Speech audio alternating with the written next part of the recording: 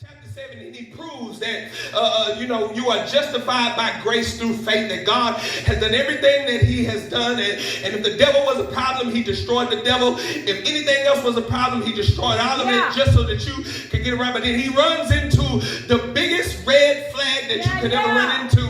And that is, if God has done everything that he can do, what's now stopping you from getting in?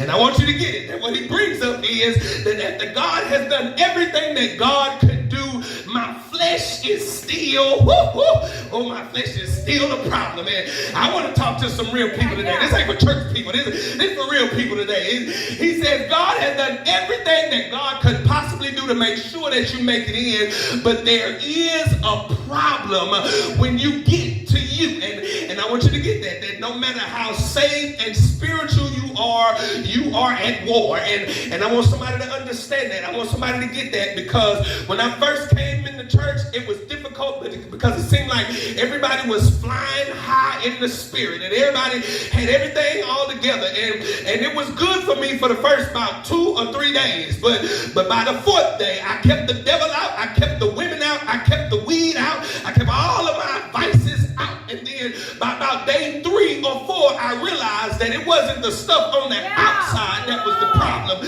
I want to talk to real people. It was Marcus. I ain't talking about y'all, so you can't put me on Facebook, but I'm talking about me. I was the problem. And if God sent his son to my house to die for me, and he said, Marcus, now you are free and clear to come in, the issue wouldn't be on nobody but myself. And I kept all that stuff out, but then some stuff on the inside wanted some stuff that was on the outside. I had some desires. I had some feelings. I had some emotions. I had some lusts and some appetite that I wanted to quench. I had some things that I wanted to do.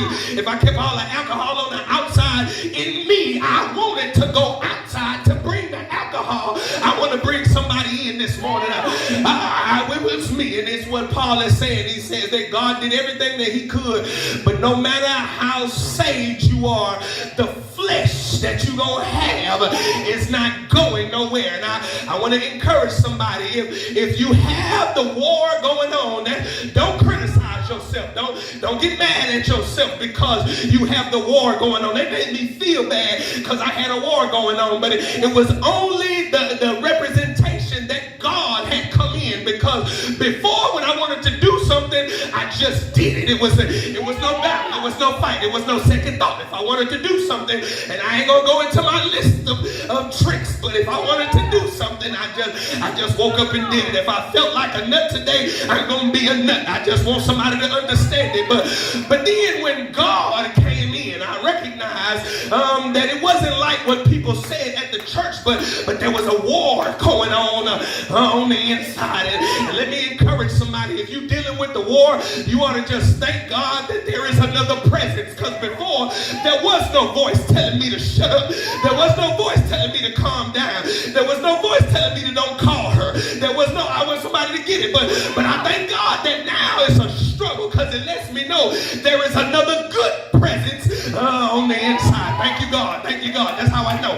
I know I'm connected now, because now I battle with it in my mind before. God, I want somebody to hear me. And he says that there is a civil war in all of us. And you can dress it up as cute as you want to dress it up. You look good in your Sunday go meeting today, but in reality, we are all at war on the inside. It's the two sides. They fight on the inside. And this is what Paul, he's writing the Bible, and he says there is a law at war within my members. And I wish we could just be real with people and tell them, you can be saved, but still struggling with the other side of you that's not saved. You can be saved and still struggle with your attitude. You can be saved and still struggle with your mouth. You can be saved.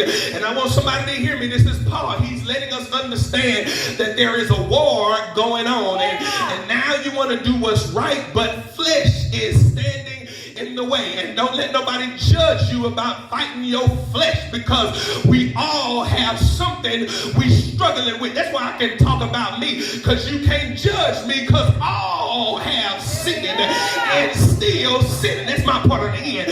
And all have come short. And here's my part. Still